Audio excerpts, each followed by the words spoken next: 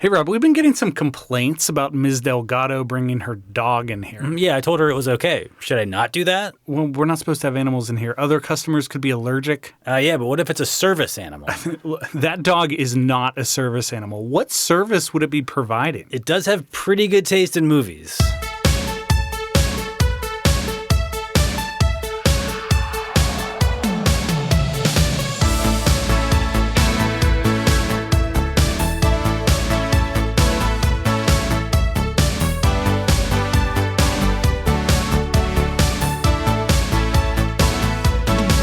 Welcome to Rewind Video. I'm Bob. I'm Rob. And we love movies. Good ones, bad ones, old ones, new ones, films about mankind, films about animal kind, and everything in between. What's in between?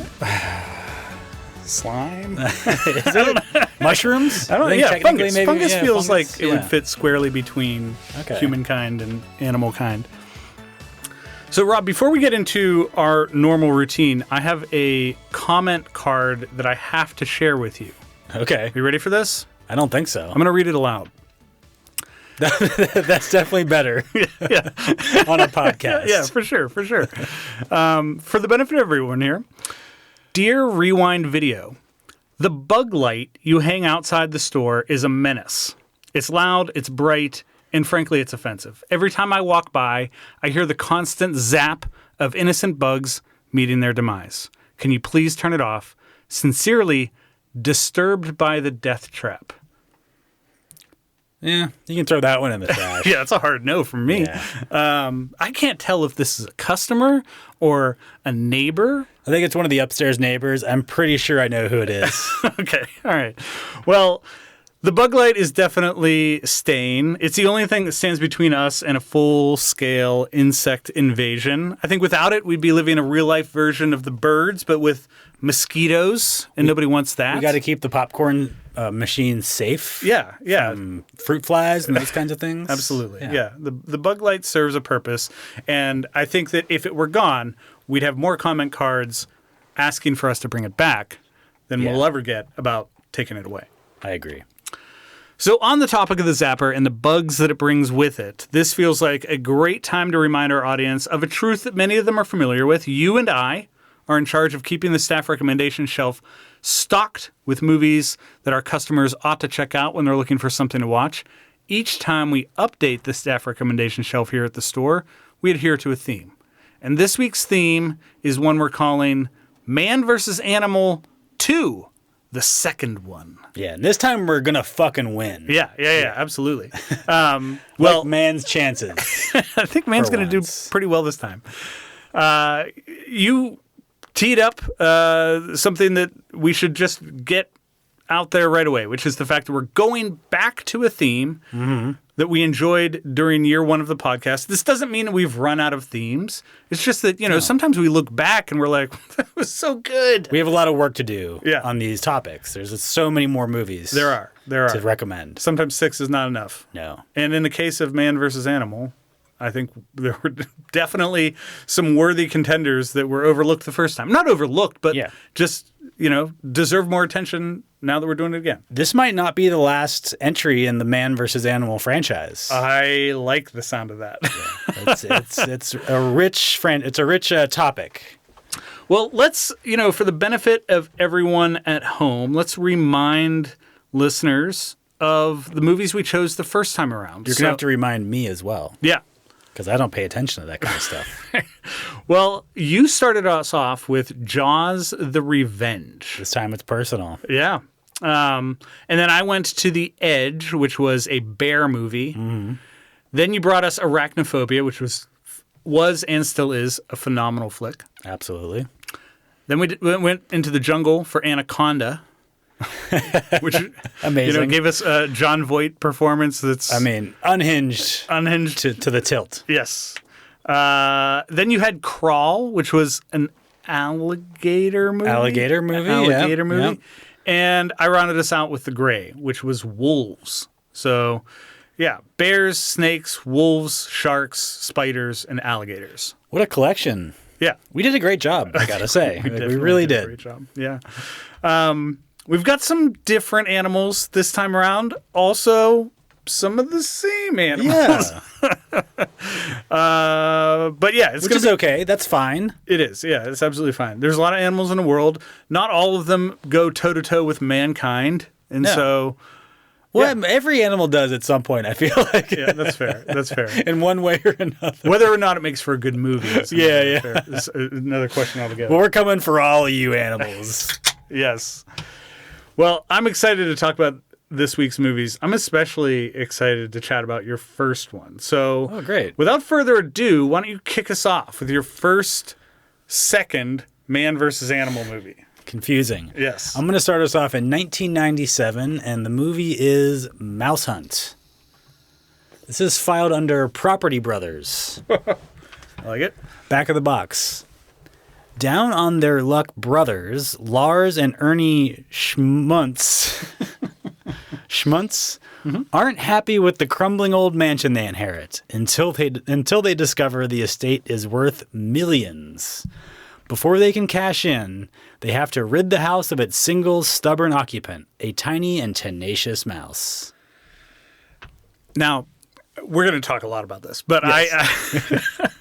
I was not looking forward to this movie. Really? No. I feel like you should look forward to it because I recommended it. Well, that's now I usually say I'm glad I had an opportunity to watch this in regards to the movies you picked that I have not seen. And I'm not trying to say that that's, me being polite, but in this case, I am so fucking glad Fantastic. you gave me an opportunity to watch this because I was wrong about what I thought it was, and it has no business being as good as it is. I think in a lot of ways you're correct about that. I hadn't seen this before either until I was looking into into movies to do for this topic. Here's the tagline. Yeah, give it to us. Not that good. Who's hunting who? No.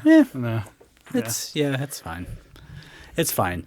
So Nathan Lane and Lee Evans, who is an English stand-up comedian, who's been in a couple things. I recognize his face. I did not recognize him. Okay. I recognize Nathan Lane, but only barely because he's slimmer and younger in this than he was. But you know Nathan Lane. Yeah, everybody knows Nathan Lane. But Lee Evans, he just has a face that I recognize from something, and I looked into the movies he had been in, and I'm like, I don't really remember what, but he has one of those faces. Yeah. But so there are two brothers who inherit this old string factory and an old house from their string-obsessed father.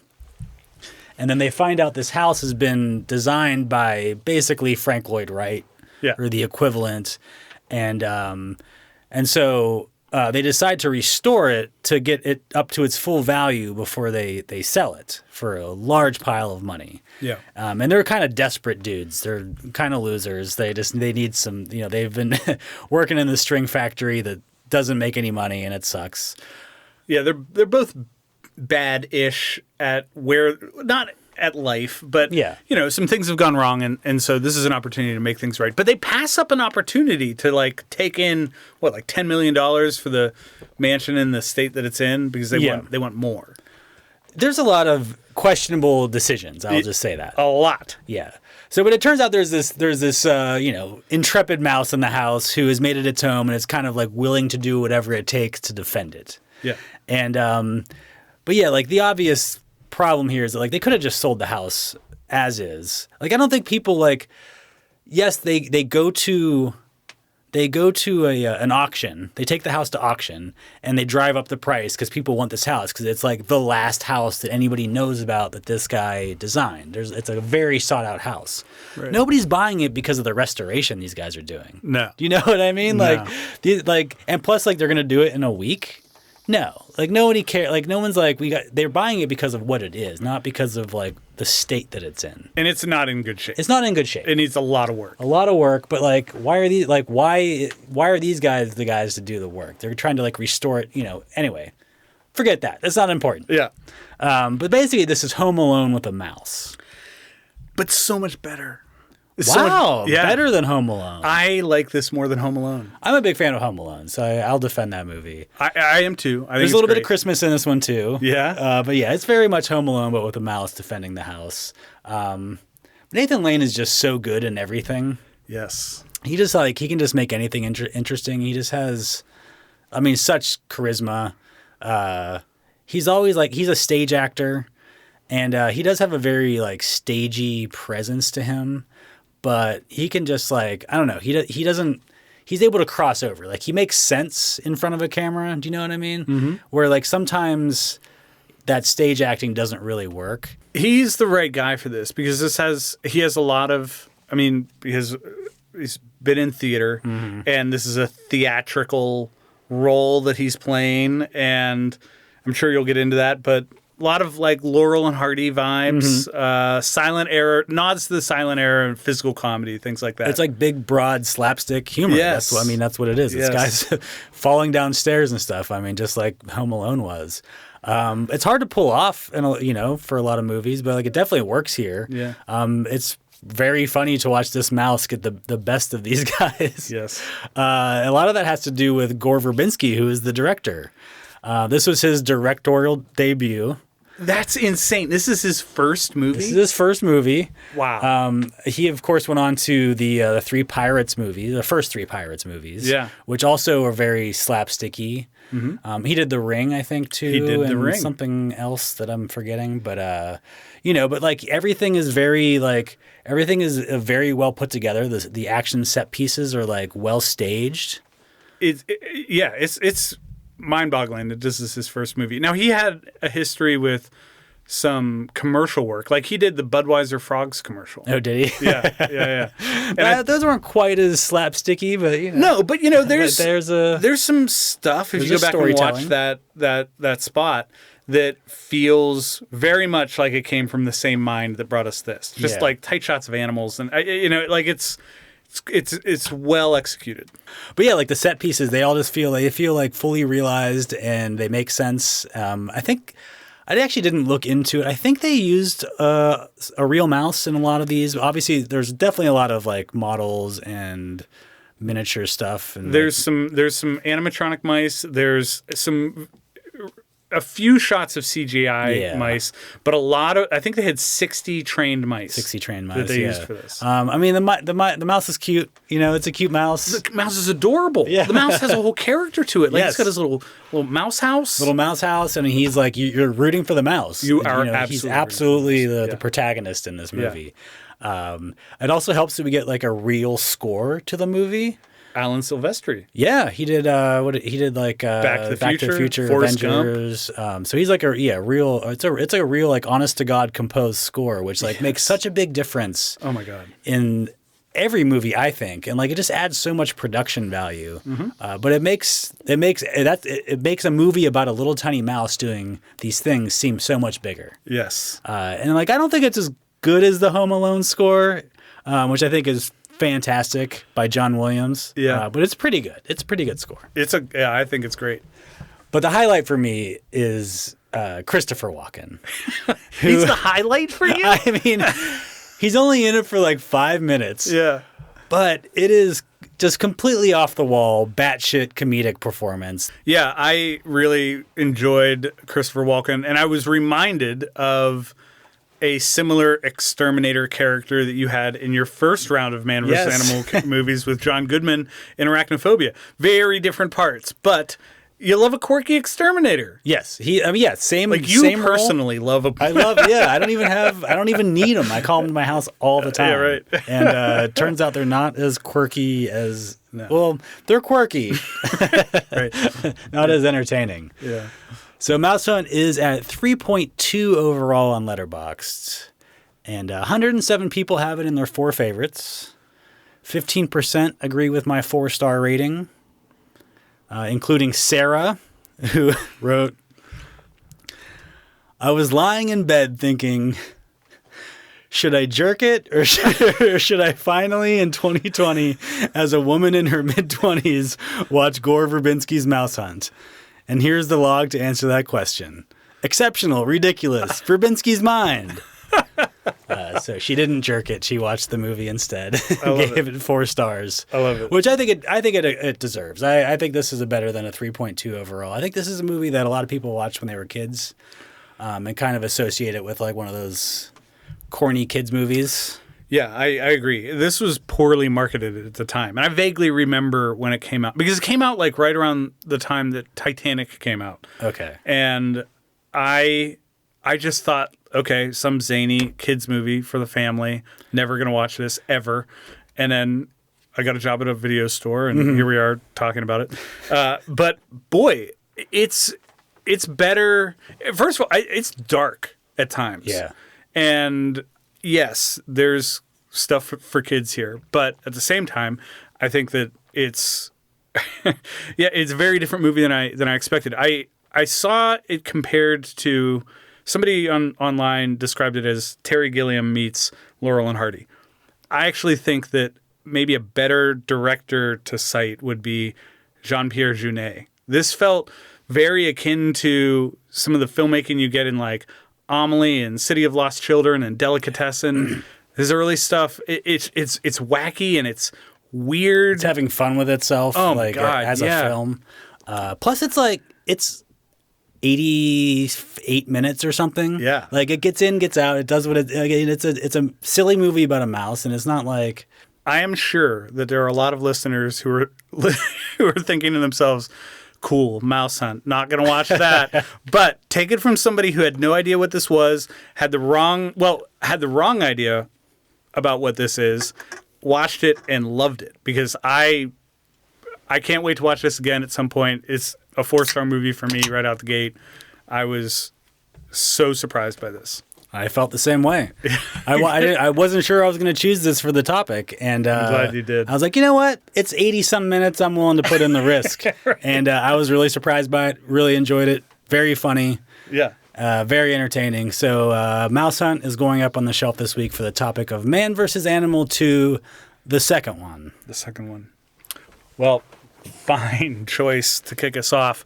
I'm going to try to follow you up with not quite as fun of a movie. Well, this one's fun, but fun in a different way. Yeah, it's definitely fun. Yeah, so I'm going back to 1954, and this is a movie that we actually just keep on a shelf next to a can of Raid in the storage closet. It's a big old can of Raid. It is. So you can only get this by special request, but here it is on a staff recommendation shelf, and my movie is Them. And I say it that way because it's them with an exclamation point at the end. Yeah. So I feel like you have to say them. Yes, you do have to. Yeah. I feel like there's been some good movies with punctuation recently. Yeah? I mean, that we've picked. Oh, sure. Haven't we picked some? I don't know. I'm going to go through it. All right. I'm going to do a letterbox list. I'm in for it. Let me give you the back of the box for Them. As a result of nuclear testing, gigantic, ferocious, mutant ants appear in the American desert Southwest, and a father-daughter team of entomologists join forces with the state police officer who first discovers their existence, an FBI agent, and eventually the U.S. Army to eradicate the menace before it spreads across the continent and the world. So this is from 1954, so taglines were not anyone's thing back then. This is a bad tagline, but here it reads like this: a horror horde of crawl and crush giants clawing out of the earth from mile-deep catacombs. There's an exclamation point at the end of that too, but I can't pull it off. It's impossible with that sentence. Yes, it's terrible. It doesn't work under any circumstance. I don't care what year this movie came out. Yeah, I agree. I should have just wiped it off the box.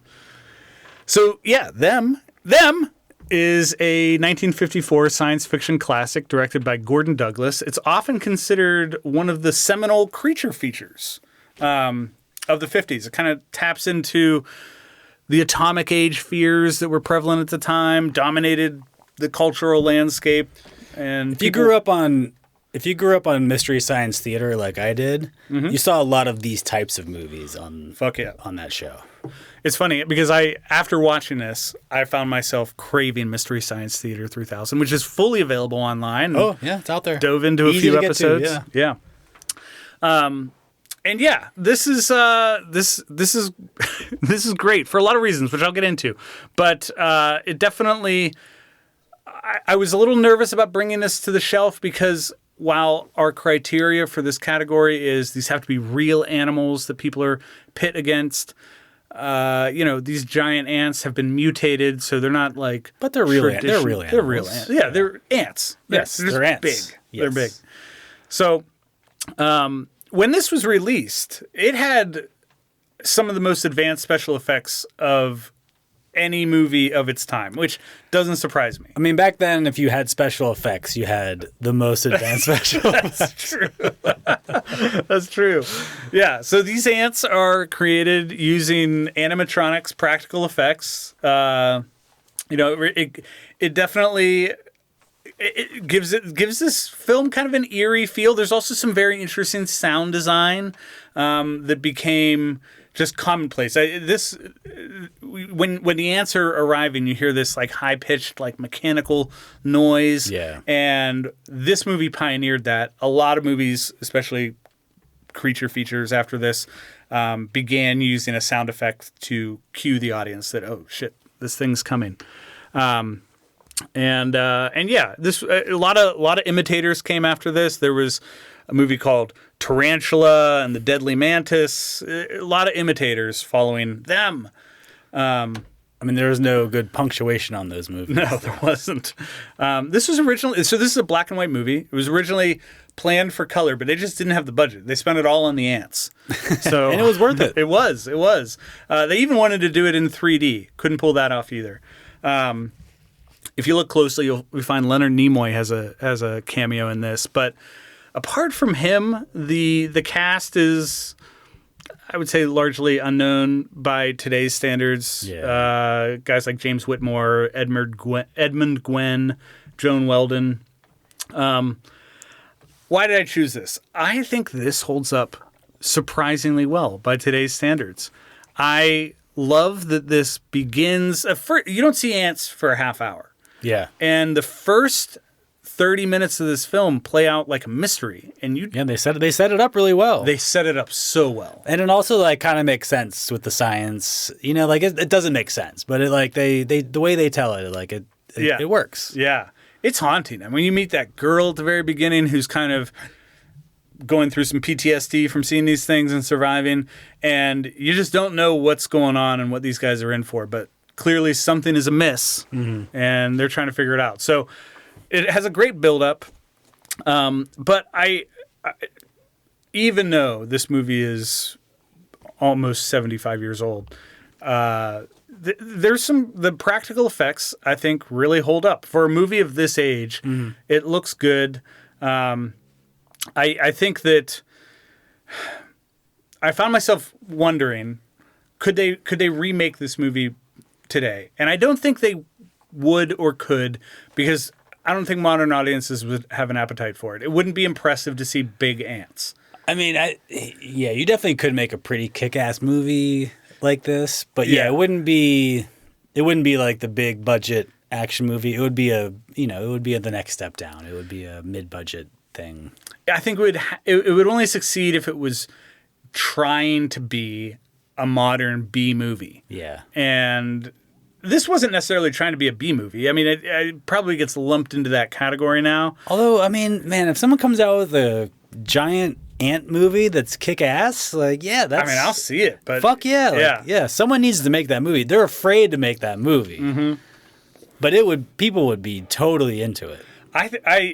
This definitely had me wanting more ants, and we've dealt with ants on the podcast before. You brought Phase 4 to the shelf. Yeah, that was great, and yeah, this makes me think ants have a role to play at Rewind Video, because a big bug isn't like that. That's the only bug that works. I feel like nobody wants to see a big giant silverfish or whatever. Like ants works. You understand. They kind of have like a head that we understand. Right. And I think the average person has an understanding of how ants, like there's ant farms. We know they live underground. They're a lot stronger than you'd think they would be for a creature their size. So when they get bigger, of course, they're really strong. And the ant farms show that they like build civilizations similar to like what we do. And so there's something scary about that. Mm-hmm. And bring back the fucking atomic ants. Yes. Yeah. Hollywood, you cowards. Yes. Bring them back. There's a lot to love about the rest of this movie after the first 30 minutes. But I think the way it's structured really works for it. And the performances are good. The special effects are good. And yeah, it's nice to go back to something that really got the creature feature genre started in a great way. General consensus here is that Them was well received by critics and audiences, praised for some suspense, pacing, special effects. Definitely has earned its place among landmark creature features from the time. It's got a 93% score on Rotten Tomatoes, 3.5 out of 5 on Letterboxd. This is a 4-star movie for me. 25% of people agree with me, and 53 people have it in their top 4. I plucked a review that I like by the user Robinson, who agrees with my 4-star review. Do you want to take this one? You want to read this one to the group? Thanks, Oppenheimer. I think that sums it up really nicely. So I am throwing Them on the shelf for my first pick in Man vs. Animal 2. And what is our subtitle again? The second one. The second one. The second one. Good choice. 4-star movie for me as well. Good. Glad you liked it. Yeah, I was meaning to check this one out for a while. Good. I'm going to bring us up to the year of 2018. The movie is The Meg. The Meg. This is filed under Mumbo Chumbo. I approve. Back of the box. A deep-sea submersible pilot revisits his past fears in the Mariana Trench and accidentally unleashes the 70-foot ancestor of the great white shark believed to be extinct. Tagline, probably the best one I have tonight. Pleased to eat you. Which I like it. Like it makes you laugh. But at the same time, it's like, it doesn't that's not what this movie's about. No. At all. No. Yeah, it feels a little out of place against the film that it should be. It's a tagline for a movie you would bring to the shelf because it'll be people eating people. Oh, yeah. Sure. Yeah. But that's not what this movie's about. No. I mean, I guess there's some incidental people eating. Yeah, that's not really like what it's, really about. The Meg stars Jason Statham as a deep-sea rescue diver who had a mission tragically end when a creature unseen destroys the nuclear submarine that he was trying to save.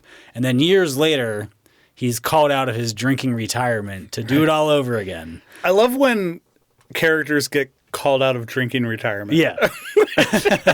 They're like, okay, yeah, I'm going to put down my beer. Yeah, I'll get back to the thing I was an expert at. Yes. That no one else in the world can do. I guess I'll quit drinking, which I've been doing constantly for the last 5 years. I've become really good at drinking, but I'll go back to the other thing I'm really good at too. So it turns out the creature that was menacing them was actually at least two megalodons. Right. Which is a species of giant shark that went extinct millions of years ago. Yeah. And the real ones were up to 20 meters long. So this one's like a little bit bigger than that. So this isn't just like a shark movie. This is a giant fucking shark movie. Yeah. These sharks no longer exist, but, well, in the movie they do. right. Yes. So this is trying on a lot of levels to be a serious movie. But it also can't help but being just a big, dumb shark movie. Like, there's definitely a little bit of campiness to it. It's very CGI heavy. It's kind of cheesy at times. Yeah. I think there's like an awkwardness to it. There's a stiltedness to it, which I think you can kind of tell that this is a Chinese co-production. Yes. And so they're trying to serve two very different audiences. Yep. And there's just like a weirdness to the way that the movie comes across. But I think Statham is kind of the perfect guy to like bridge that a little bit. Oh, Statham is the perfect guy for several reasons. Because he was a diver before he was ever a movie star. Oh, I didn't even know that. Yeah, he was an actual not Olympic level diver, but you can go on YouTube. Oh, that's all right. Yeah, watch I guess videos I did know of him that. diving. Yeah, He's got hair. Yes. Yeah. But like he's kind of the rock that steadies this ship in a way, just because like he's that sturdy, dependable B movie actor. You know, is he believable as like this like deep sea rescue specialist? No, not really. No. But like, is he believable as a drunk Englishman who's gonna get in a fist fight with a shark. Yeah. Yes. Yeah, Yeah, 100%. 100% is that 100%. guy. And you can tell that he revels in any opportunity he gets to dive off of a boat. Like, I mean, his character has a chip on his shoulder throughout the whole movie, which, I mean, what movie doesn't Statham have a chip on his shoulder for? But, like, it just seems like the look he's wearing on his face and his attitude is like, it's about time you fuckers put me in a movie where I can dive off a boat. Finally. Yeah. But sometimes you just need a big dumb shark movie. You know? Yes. And I think the Meg really gets that. And there are even lines of dialogue in this movie like man versus Meg and man versus nature. So like they knew exactly what they were making. They're 100%. Making it for this shelf. For this shelf. Yeah. One thing I mentioned was the awkwardness. And one thing that's awkward is the structure. The story just has this like weird rhythm to it. Yeah. And it's not terrible, but it feels kind of junky sometimes. And one thing it does have respect for though is runtime. And I hate to keep beating this drum. I'm the runtime guy, and I'm going to keep doing it because I think it's important. But like as this movie, I think it's like an hour and 55 minutes or something. And as this movie is like leading up towards the end, it's getting like to the climactic battle with the Meg, and the team's assembling. They have to come up with a plan to beat this humongous shark. And it seems like the movie seems like it's about to give you this whole setup where it's like, we're going to come up with this plan and we're going to go over what everybody does in the plan and like how everything is supposed to go down. And then like the movie just doesn't do that. It just like, it cuts to like a 10-second montage and it's just like, all right, are you guys ready? Like, yeah, fuck yeah, let's go. And like, it's a little bit sloppy, but I was like, so is the rest of the movie, but I also was like, yes, I get it. I respect that. Like, I was ready to get on with it too, you know? Yes. And it just seemed like they were editing the movie from beginning to end, and they were like looking at the clock and they're like, like, if we're not careful, we're going to go over 2 hours. Like, let's get on with it. And they're like, just fuck it. Like, just put a montage in here. Let's get to the end. And it really felt like they did that, and I'm perfectly happy with it. Now, I found myself thinking about runtime while I was watching this. I feel like it's too long. Well, yeah, I mean, I think because of those pacing issues and stuff, and Jason Statham fights a shark. Definitely doesn't need to be 2 hours. Right. An hour and 40 minutes. I think hour and 45 minutes would be perfect. Yeah, I agree. I think so. My experience with watching this is, by the way, I think. I mean, no offense to this movie or your choice in saying this. This is absolutely a movie that you can like pause, walk away from, come back, and like in my case, I was watching it and I needed food, so I paused it. I went downstairs to like make some dinner and just eat a hamburger while I was watching the end of it. And when I paused it, I was like, I'm sure I've only got like 10, 15 minutes left, and I had 40 minutes left. Yeah, and I was like, ugh. So I feel like there's some stuff at the beginning that could go. I agree. Yeah, 100%. But I think that's, again, they had to like put in a bunch of stuff to like fill out the story in different ways. And that's fine. Like, you know, there are versions of this movie that are 2 hours and 15 minutes, you know? Oh, I'm sure. And so like, I'm glad that they were like, oh shit, like this movie's going to be over 2 hours. And they were just like, fuck it. Let's get to the last scene. Yes. You know, 'cause it's a big dumb shark movie. It's Jason Statham fighting a shark. Like there's no reason for it to be 2 hours long. Right. This is 2.4 overall on Letterboxd. It's a little bit low. 496 people have it in their 4 favorites. So, I mean, that's for a 2-point-something movie, like almost 500 people have it in their 4 favorites. I think people just fucking love sharks. They do. Or Jason Statham. 23% agree with my 3-star rating, including user Matt Lynch, who says, has a big giant shark that eats someone at least every 15 minutes. Self-aware and gleefully stupid without a bunch of winking. Pretty much does exactly what it's supposed to. And that's kind of how I feel about it. You know, like, yeah, like if you weren't watching this movie for a podcast, you probably don't even have to pause it. Like, you know, just like just go get some food in the kitchen. You know, come back. Like you can tell when after someone gets eaten. You know, take a break. So I'm among the 23% that agree with your 3-star rating. I was gonna bump this up a half a star because Jason Statham, former diver, gets to dive into the water. That's great. Perfect guy to cast for this. But I got to take it down a half a star because of Ruby Rose's haircut for most of this movie. When her hair is dry, it looks... She has this weird hairstyle that I don't know. I don't know what they were going for, but it's supremely distracting and utterly horrible. And so back down to 3 stars for me. But I had fun. I mean, as long as we're doing half stars for thing, this is a 3-star movie for me. But like, sure, half a star for Jason Statham's sweatpants combination. Okay, multiple times. Yeah. That He's got a little sweatsuit. Yeah, like I was like, this is like that looks fucking great. Yeah, you know? yeah. I bet that he was like, oh, you need me to play a diver? I've got a whole closet full of things that I could bring out, and I'm ready for this. You don't need to even pay for wardrobe. I'm ready. Put me in, coach. yeah, he was ready for this part. He's born to play this part. Yeah. Let's be honest.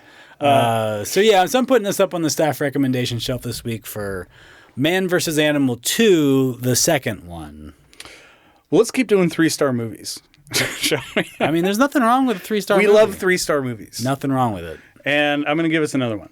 So this comes from 2007. It's from the Most Things in Australia Want to Eat You section of the store. That's true. And my second pick is Rogue. I'll give you the back of the box.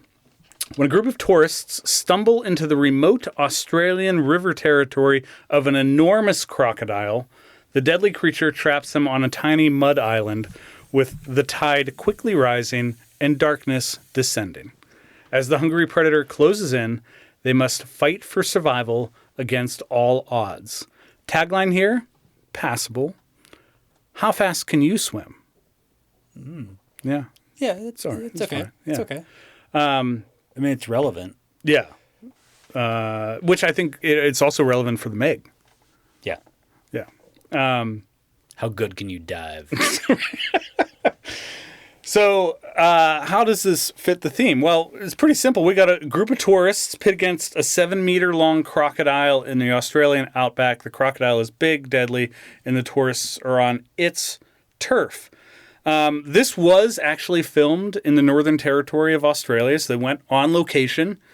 And it looks great. I mean, like, the jury is out for me on whether or not I ever want to visit Australia. There's so much in Australia that just wants to kill you. I mean, I'm not going out into nature in Australia. Yeah. I would go to the cities and stuff. Right, you'll hang out by the Opera House. Yes, Yeah. I'm not going out to the bush. That's not fucking happening. No way. No. This was directed by Greg McLean, who had previously worked on the pretty well-regarded horror film Wolf Creek. And he wanted to take advantage of the real-life threat posed by saltwater crocodiles. And those are actually pretty deadly. You know, they've been responsible for several attacks on humans in Australia. So for at least that audience, they're watching this thinking, yep, familiar with that. I was wondering why people were going on this boat. Yeah. It seemed like a death Right. trap. Right. I mean, I get it. You know, like you go, it felt like one of those like safari adventure trips that you see people take in Africa where you can see the lions and stuff. But here we get crocodiles jumping out of the river, eating like chum that's hanging off of the side of a boat. But these boats, man, they don't look safe. No. They're small. They're old. They're small. The crocs are fucking gigantic. Yeah. It seemed like they're just courting death, and this was bound to happen. I would have noped my way right out of there as soon as I saw that boat. But the crocodile for this film was brought to life using a mix of animatronics and CG. So they had a robot crocodile. They had a computer-generated crocodile. No real crocodiles, at least for the main threat here. But they definitely wanted to make it look lifelike. And for all intents and purposes, I think they pulled it off. This movie's older now, but the CG holds up. It helps that there's a lot of underwater stuff. You don't see like the whole crocodile for most of the movie. Yeah. And, you know, it's pretty well camouflaged too. So it works. The CG doesn't feel dated. Apparently, this was inspired by a true story. There is a real life crocodile called Sweetheart that was famous in the Northern Territory of Australia, known for attacking boats during the 70s. And these boats feel like they're from the 70s. Yeah. So, you know. So let's keep going up this river. Yeah.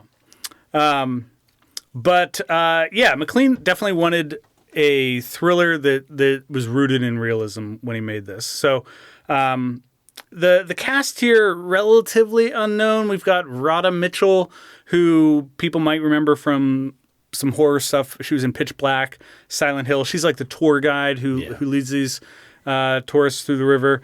There's a guy named Michael Vartan, who's our other lead. He's an American travel writer. And then Sam Worthington from Avatar fame and Terminator Salvation. He shows up as well. I knew that name, and I couldn't remember what he was in. But. Yeah, well, he's in forgettable movies. Yes. Yeah, I'm not trying to lump this in with it, but this feels like it's right up Sam Worthington's alley. It's not a memorable part necessarily. Mm-hmm. Mm-hmm. There's not a lot of likable characters. No, you're not necessarily rooting for the crocodile, but at the same time, like, yeah. If these people die, I'm not really upset if any of these people die. Right. Yeah. So why did I pick this? I picked it because sometimes you just need a suspenseful 3-star modern creature feature to unwind on a Friday night with some beer and pizza. And I think this fits the bill. It's a pretty relentless thriller. You know, it doesn't waste a lot of time. Gets started. Not overly long. Could be a little shorter, but not overly long. And yeah, you know, man versus crocodile, which we covered in our first take at this theme, works. Mm-hmm. So instead of a house, now we're dealing with a mud island. And yeah, there's some good moments of like, how am I going to get out of this situation? Scenes in this. They kind of ignore the fact that the crocodile could just like walk up and eat him. Just eat him whenever he wants. It does that briefly, but these people spend way too much time by the shore of the island. Yeah. I would be like in the middle and then up a tree. Right. As soon as I knew that a crocodile had put me there. Plus, they're like, we got to get off this island because the water is coming up here, but they're like, there was still a little bit of space where they could have just stood there. Like, if being on land really helps you, just stand there. Yeah. And then it'll, you know, the way the tide works, it'll go back down. Yeah. Right. Yeah. Yeah. Just hang out, wait it out. Yeah. There's some. But that's fine. Yeah. You know, it makes for a better movie to do it the way they did it, I suppose. Yes. But yeah, you know, I think there's some funny moments in this. I wasn't supposed to laugh, but when they ponder using the dog as crocodile bait, I was rolling. Yeah, it was not. I thought they were going to do it. I thought they were going to do it too. Yeah. So yeah, you know, after covering an alligator movie last time we did this theme, felt right to switch things up and give us a crocodile movie. Other different cultures have different feelings towards dogs, and I think we'll learn that later tonight. Won't be the last time we talk about dogs. Yes. So critical reception for this, mostly positive reviews. A lot of people appreciated its tense atmosphere, realistic approach to the creature feature genre. This was not a blockbuster, but definitely earned a solid reputation for being a fun, suspenseful thriller. On Rotten Tomatoes, it has an 88% among critics. This sits at exactly a 3.0 on Letterboxd. And along with 34% of other users, that's precisely what I gave it. 17 people have this among their favorites. And I plucked a review from the user Adopt Don't Shop for this week's pick. And he said, another reason not to vacation in Australia. And I agree. Yeah, it is. Go down there for a business trip maybe, but not for vacation. So it is a solid 3-star crocodile movie. Yes, absolutely. You get some scares, you get some thrills, some laughs. You're not going to be bored. You're not going to be bored at all, So I'm throwing this on the shelf. It's my second pick for Man vs. Animal 2. The second one. The second one. Okay, I'm going to take us to the year of 1980. The movie is Alligator. So we're returning... More to alligators. Yes. More alligators and crocodiles. More alligators. This is filed under Swamp Things. Mm-hmm. Back of the box. A baby alligator is flushed down a toilet and survives by eating discarded lab animals that have been injected with growth hormones. Right. We all know how that's going to turn out. Who knows? Well, the now gigantic animal escapes the city sewers and goes on a rampage, pursued by a cop and a big game hunter. Tagline is several sentences. It lives 50 feet beneath the city. It's 36 feet long. It weighs 2,000 pounds. And it's about to break out. So, wah, wah. Yeah, no good. It's almost like these people are writing taglines without realizing how we're going to judge them Right. in the year 2024. Right. So Robert Forster is this Chicago police officer investigating a series of sewer murders. And he eventually discovers that it's actually a giant alligator killing all of these people. And the alligator was purchased, as a baby alligator at like a gator wrestling joint in Florida, because of course Florida things. Florida. This is where this stuff starts. It always starts in Florida. Absolutely. And they drive it back to Chicago, where the dad flushes it down the toilet, and it grows gigantic because it's eating these lab animals. Because the local pharmaceutical company is developing these livestock drugs. After the animals are dead, they're just throwing them in the sewer. Apparently. Can I ask a question, though? Yeah. If you had to dispose of a living alligator and you were like, well, this can't live in the home anymore. Yeah. Would you flush it? I think that was like the thing people did. Like if your kid had a fish, and you're like, fish. I mean, but like you're killing it either way. It's not like the fish is going to survive. Well, are you killing it? Because this alligator did survive. Well, yeah. I mean, that's not going to happen generally. But Yeah. I mean, like why would you not flush an alligator, but you would flush a fish? Size. I mean. Oh, you're afraid of like clogging the toilet? Well, that's a big ass alligator. I mean, this is think why the we have idea is garbage disposals. Oh my god. No. Oh my god. That's. There's a better way. That's all I'm trying I can't to say. believe. I can't. Yeah, of course. Yes. You would want to see that movie. Yes.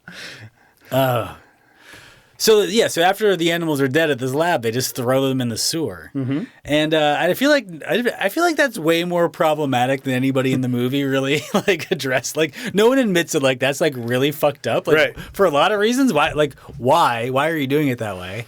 I mean, maybe this is how they do it in Florida. Maybe that's the least weird dumpsters? thing in this movie because it's in Florida. Like at no point does anybody say like, "Hey, we shouldn't be like doing this." I mean, like that's not how you dispose. I'd be asking those questions. Yeah. But even if you haven't seen this movie, the story probably sounds familiar because it's a widespread urban legend that's been around since I guess back to like at least the 30s. I mean, I remember this being an urban legend that I was familiar with. Yeah. Nowhere near Florida. Nowhere near Florida. Yeah. Thank God. But I'm sure this movie had a part in that becoming like even more widespread in the 80s and 90s. But it's another like good example of like one of those, I don't know, people just internalize things that like they heard other people say, and then there was a movie about it, and it kind of just creates this idea in their mind. And like I remember growing up thinking like, yeah, that's probably true. Like I heard it at school. Yeah. So this was post Jaws. So there was a lot of like Jaws but a blank, and so there was Cujo with the dog and Piranha and Grizzly and Orca and all of those. It's kind of like the Die Hard on the blank thing. Yes. A little bit smaller genre, I think. Yeah. I would say until the third act of this is kind of like a run-of-the-mill schlocky 70s genre flick. Yeah. It's it's kind of like a procedural murder mystery almost. Yeah. With Robert Forster as the detective. But I would say in like the last 25, 30 minutes, it kind of gets this different energy. I think partially because the alligator shows up and starts fucking shit up. Yes. We also get like a pretty nice explosion at the end. But I don't know. I just feel like I feel like when the alligator shows up and things start to get destroyed, the action gets like very big and silly, and the comedy gets like a different energy to it. I don't know if you felt that. I did feel that. Yeah, it takes a little bit of a turn, and I think it needed to. It was a little bit weird, but Yeah, I mean, it worked out. I mean, they're trying to like I said, it's a very good like 70s alligator or 80s alligator movie. Yeah. But yeah, the last like 30 minutes, I think like has a different energy to it. It just kind of hits in a different way. Yes. But I think overall this is a 3-star movie for me. Yeah. I think if the whole movie was like that, I would feel a little bit differently. But yeah, I think overall, For better or worse, yeah. do you think it would if the whole movie were like that? Oh, it would be a 4-star movie for sure. Yeah, Yeah, it was like balls to the wall the whole time. Yeah, I wanted more. Definitely, yeah, I definitely want a little bit more. It's 3.2 on Letterboxd. 26 people have it in their 4 favorites, and 29% agree with a 3-star rating, including Ian Curran, who says, "Man, the stray shots Robert Forster took because of his thinning hair was just cruel. No need for it, guys. No need." I wanted to bring that up because the references to his thinning hair was actually Forster's idea. Because his hair was starting to show. He was losing his hair. It was starting to show. And he went to the director and was like, "I don't know, man. Like, is this going to be okay?" And the director's like, "It looks fine. We'll work with it. Like, it looks great." Yeah. He goes, "I don't know. I think I want to like work it into my character." And so like he ad-libbed those lines. Really? Yeah. Interesting. And so it definitely like I don't know, it gives his character a different kind of vibe.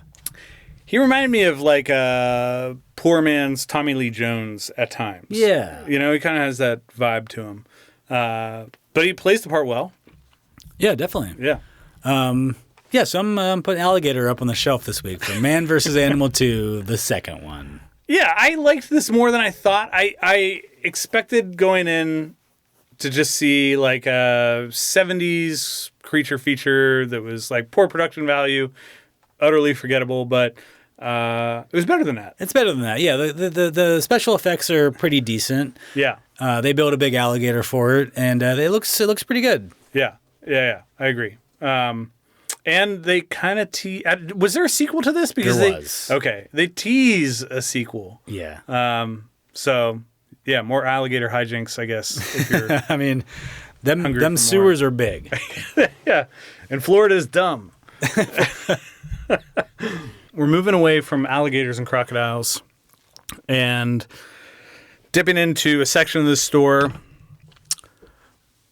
that we refer to as man's best friend. For my 2014 pick, my third choice for Man vs. Animal 2, the second one. The second one. My final movie is White God. Back of the box synopsis. 13-year-old Lily fights to protect her dog Hagen and is devastated when her father sets Hagen free on the streets. Still innocently believing love can conquer any difficulty, Lily sets out to save her dog. Failing in his desperate efforts to find his beloved owner, Hagen joins a canine revolt, leading a revolution against their human abusers. Tagline, "The unwanted will have their day." Okay. Yeah, it's okay. Yeah, that's fine. B-. Yeah. Better than some other ones we've had tonight. Yeah, that's true. So this is a Hungarian movie, and don't see a lot of those. No, you don't. And it left me understanding that dog culture and pet ownership are very different in Hungary than they are in the United States. This movie, for me, plays similarly to another movie I brought to the shelf for animal performances, the donkey movie EO. Yes. Because basically we pivot back and forth between following Lily, who is hunting for her dog, and then following the dog Hagen, who is, once he's abandoned, reclaimed by different people, and he's going through different things. His life takes some turns. Not treated well necessarily. Not treated well. Yeah. So yeah, a lot in common with that. I would say it the third act especially takes a very different turn than EO did. But yeah, at its heart, this is about man versus animal on a pretty grand scale. Hagen and the other dogs, not just victims, they end up becoming agents of change. They are leading a revolution. As silly as that sounds, like there is a dog revolution in this movie where they rise up against the cruelty that's inflicted on them by humans. So this was notable for the fact that it used 250 real dogs, all of whom were trained for the film. And the director Cornel Mundrusco insisted on working with real dogs as opposed to relying on CG because he felt that their presence would be more visceral and emotionally resonant with the audience. I think that's true. Dogs are such emotional creatures. You can kind of see how they're feeling on their face, and that's definitely true here. So the production team worked with animal trainers and the dogs, many of whom were rescues, and then adopted by the film crew after production wrapped. So this apparently won an award that I've never heard of at Cannes. It's called the Un Certain Regard Prize. The dogs themselves actually showed up, took a bow for this, and I guess it has something to do with animals. How many of the dogs? Not just Hagen. I don't think the whole cast, because there's like hundreds of dogs. That would in have been tough. But this was shot on location in Budapest, and that's one of the things that I really liked. You don't see Hungary in a lot of movies. And it's not like a destination like that even American characters travel to. So like this was my first dose of Hungary, and it seems like such an interesting city, not just for how they live, but just the landscape of the place, and it seems like a beautiful city. Yes, and maybe definitely want to travel there before I ever go to Australia. They definitely treat dogs differently. They do, yeah. So we've touched on that a couple times, and just to explain a little bit, the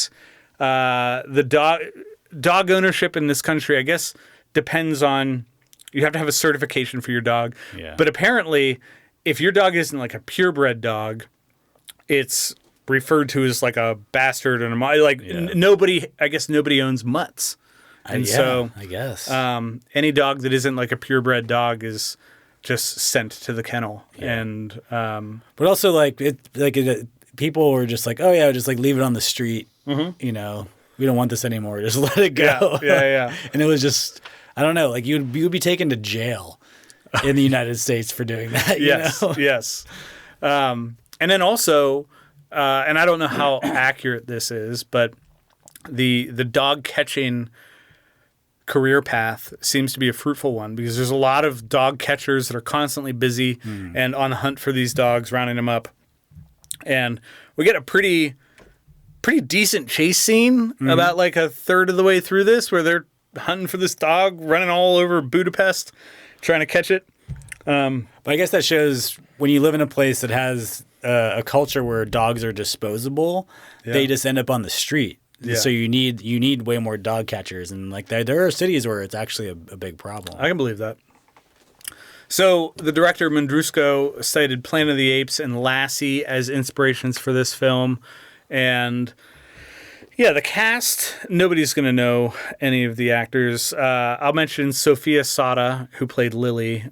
She's the 13-year-old who loses this dog. She does a great job in this, and then Hagen plays himself. So they're two real life dogs. And he's definitely the emotional core of this picture. Why did I choose this? I thought that it was really, really well shot. There's a lot of good dog stuff. It has, it's got a kind of have a Paul Greengrass handheld feel to a lot of it. It's hard to watch some of the animal mistreatment. Yes. Just like the other movie you brought, EO. Yes. Also all those dogs that they brought are supposed to be scary.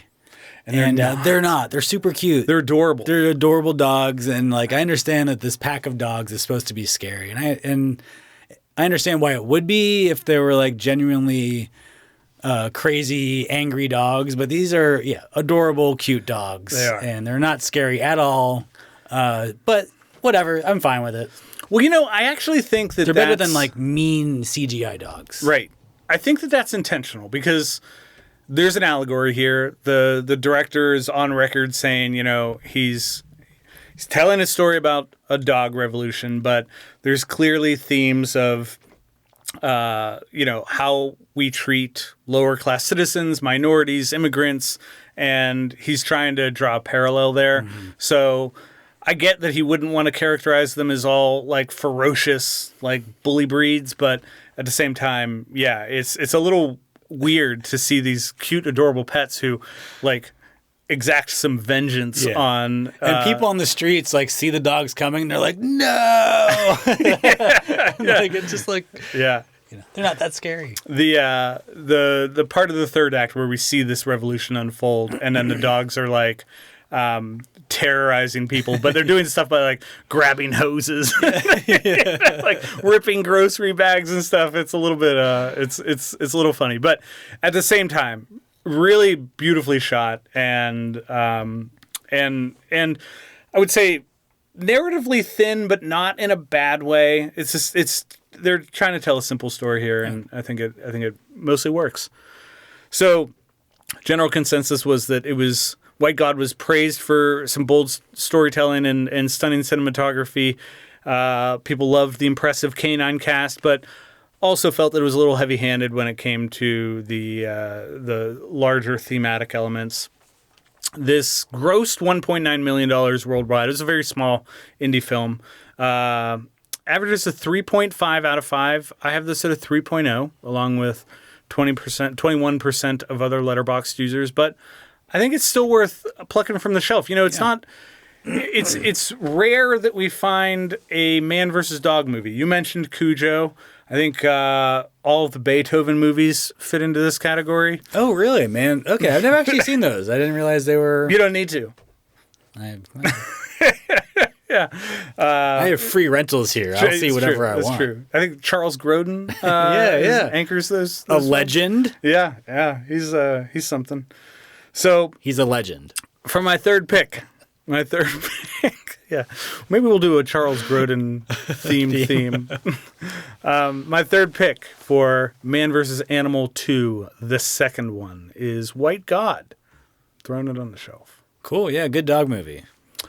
Rob, for the second time, since we've debuted the podcast, we've gone toe-to-toe with animals of all shapes and sizes. Sharks, dogs, alligators, crocodiles, mice.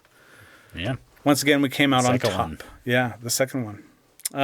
6 movies we chose for our second pass at Man vs. Animal include MouseHunt, Them, The Meg, Rogue, Alligator, and White God.